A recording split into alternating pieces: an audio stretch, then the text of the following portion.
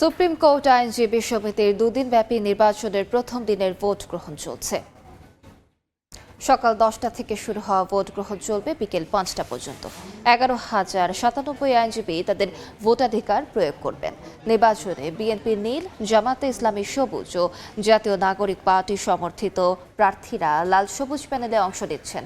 ভোটের সার্বিক পরিস্থিতি নিয়ে বিএনপি পন্থীরা সন্তোষ প্রকাশ করলেও কমিশনের নিরপেক্ষতা নিয়ে প্রশ্ন তোলে জামাত ও এনসিপি নেতারা। ওই পাশে এনসিপি, এইখানে জামাত, এইখানে বিএনপি, কার মধ্যে কোনো রেষারেষি নাই, গোলমাল নাই, যার যার ওয়েতে ভোট চাচ্ছে। এবং আমি আশা করি যে এই ভোট শেষ পর্যন্ত এইভাবে সুস্থভাবেই চলবে। আশঙ্কার দিক যে নির্বাচনটিকে সুষ্ঠু, গ্রহণযোগ্য, নিরপেক্ষ করার জন্যে এবং আইনজীবীদের আস্থার এই জায়গাতে একটা প্রশ্ন তৈরি হয়ে গেল যে এই ধরনের মেম্বার সিলেকশনের ক্ষেত্রে বৈষম্য করা হয়েছে।